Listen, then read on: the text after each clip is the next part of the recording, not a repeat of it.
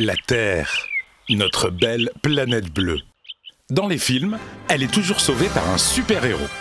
Dans la vraie vie, on l'attend encore. Mais le péril, lui, il existe bien, c'est le changement climatique. Explication. À l'origine du changement climatique, il y a les gaz à effet de serre. Ces gaz forment une couche qui se concentre dans le haut de l'atmosphère. Les gaz à effet de serre sont naturellement présents dans l'atmosphère depuis toujours. Ces gaz ont un rôle de régulateur pour notre planète. Ils gardent la chaleur du soleil et maintiennent la Terre à une température moyenne de 15 degrés.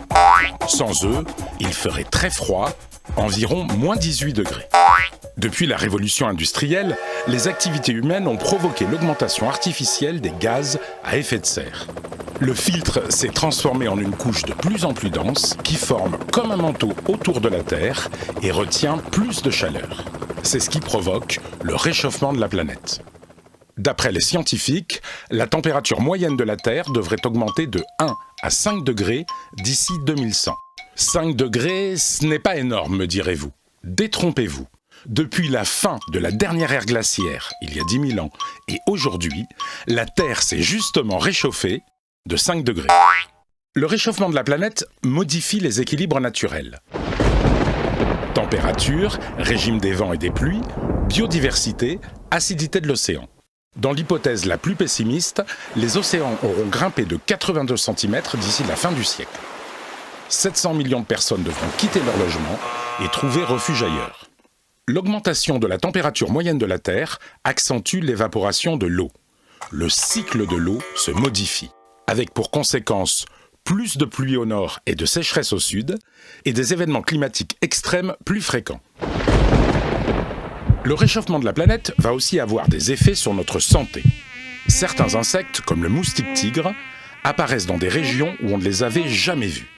Des maladies tropicales se développent dans plusieurs pays du monde. C'est le cas du chikungunya ou de la dengue. Les déserts gagnent du terrain, comme au Kenya ou en Tanzanie. La biodiversité est menacée. 20 à 30% des espèces végétales et animales de la planète risquent de disparaître à court terme, soit environ 20 000 espèces par an. Et il n'y aura pas de super-héros pour nous sauver. Pour éviter ce mauvais scénario, chacun de nous peut et doit agir. Voici comment. La première chose à faire est de limiter les émissions de gaz à effet de serre. Pour cela, nous devons réduire la production et la consommation d'énergie fossile, comme le gaz, le pétrole ou le charbon. Dans le même temps, il faut continuer à développer les énergies renouvelables, le solaire, l'éolien, l'hydraulique, la géothermie, les biocarburants, mais aussi lutter contre la déforestation tropicale. Nous devons également encourager la rénovation des habitats et la construction de bâtiments bioclimatiques très économes en énergie, ou encore privilégier les transports en commun et les transports partagés. Nous pouvons aussi limiter tous les gaspillages de la vie quotidienne, eau, énergie, déchets ménagers et industriels. Enfin, nous devons nous adapter à la hausse des températures et à la modification du climat. Certaines cultures qui demandent trop d'eau pourront être remplacées par d'autres, mieux adaptées au climat. Chacun de nous a donc un rôle à jouer. Par nos actions individuelles et collectives, nous pouvons adapter nos sociétés et lutter contre le changement climatique. À nous d'être des super-héros. Retrouvez toutes les solutions sur le site de l'ADEME.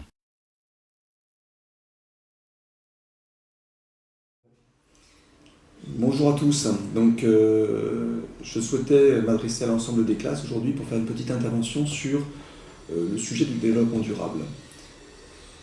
Nous allons bientôt célébrer la Semaine européenne du développement durable et il me semble important de revenir avec toutes les classes sur ce sujet pour vous parler à la fois de votre responsabilité de futurs citoyens, pour vous parler aussi de ce que fait le lycée et de l'engagement du lycée pour tout simplement travailler un monde meilleur dans les années qui viennent.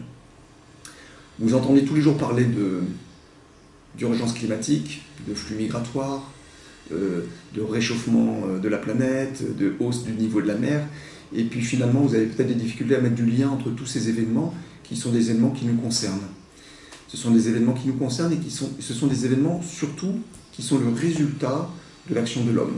Aujourd'hui, peut-être pour la première fois dans l'histoire de l'humanité, on prend conscience, aujourd'hui, en 2021, que le monde d'aujourd'hui, il est ce que nous en faisons, que le monde de demain, il est ce que nous en ferons.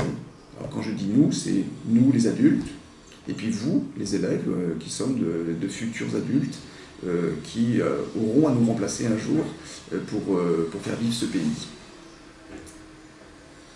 Beaucoup d'enjeux, beaucoup de difficultés pour le monde à venir. Le cadeau que nos parents nous ont fait, c'était un monde meilleur, un monde dans lequel on a tous progressé, un monde dans lequel il faisait bon vivre. Et puis le monde que l'on va donner à nos enfants, il est semé d'embûches. C'est important de le savoir aujourd'hui, d'en être conscient.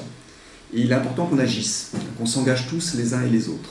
Alors le lycée il s'engage à sa manière avec les professeurs tous les jours, dans vos programmes de formation, dans les programmes et les projets que vous menez en classe. Certaines classes vendent des produits bio, d'autres classes produisent des projets, ou réalisent des projets plus exactement, qui permettent d'économiser de l'énergie, de mieux gérer les déchets, de trier des déchets, de mieux consommer. D'autres classes encore travaillent sur une économie solidaire, un meilleur lien entre les populations pour que les gens s'entendent mieux. Tout ça, c'est le monde de demain. Donc nous, à l'échelle du lycée, effectivement, on travaille beaucoup avec les professeurs pour que vous participiez à des projets qui vous permettront de rendre ce monde meilleur demain. Mais je crois qu'il est important aujourd'hui aussi que vous soyez conscients que c'est l'engagement et l'action de chacun d'entre nous, individuellement, qui fait que le monde de demain sera peut-être meilleur et que vous-même, élèves, un jour vous aurez des enfants, vous puissiez transmettre tout simplement à vos enfants une planète dans un état au moins aussi bon que celui dans lequel vous l'avez trouvé quand vous êtes né. Donc moi je vous appelle tout simplement à vous investir et à vous engager. On est là pour vous accompagner avec les professeurs et aujourd'hui il est important que chaque élève, à sa manière, modestement, puisse s'investir. Pour cela, je souhaite que nous puissions mobiliser ce que l'on appelle des éco-délégués, c'est-à-dire des élèves qui seraient un petit peu les représentants de leurs camarades et qui pourraient travailler sur ce sujet pour faire, au travers de petites actions de tous les jours, d'engagements de tous les jours, qui sont des engagements très simples souvent, faire que tout simplement la vie soit meilleure et le cadre de vie dans lequel nous évoluons soit meilleur et qu'on participe tous, chacun à notre niveau, à transmettre une planète, comme je le disais tout à l'heure, dans une meilleure situation que celle dans laquelle nous nous trouvons aujourd'hui. Voilà. S'investir, s'engager, c'est évidemment s'investir et s'engager pour soi-même et pour ses proches. Mais je crois que c'est important aussi que vous puissiez entendre qu'aujourd'hui, les lycées valorisent l'engagement des élèves dans toutes ses formes. Et l'engagement des élèves en matière de respect de l'environnement, il est important, et il est important que vous entendiez aussi qu'il est valorisé à l'examen. C'est-à-dire qu'aujourd'hui, dans l'accès au diplôme, le CAP pour certains, le bac pro pour d'autres, votre engagement sera reconnu.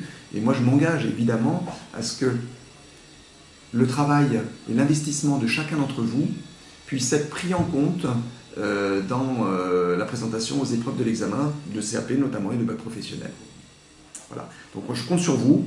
Je sais que les professeurs, dans le cadre de cette semaine du développement durable et dans le cadre des actions qu'on va mener dans les jours qui viennent, vont vous montrer ce qu'il est possible de faire au lycée. Je compte sur vous surtout pour vous y des idées et que vous puissiez vous investir et vous engager. Même modestement, je suis convaincu que chacun d'entre vous, vous êtes porteur de solutions.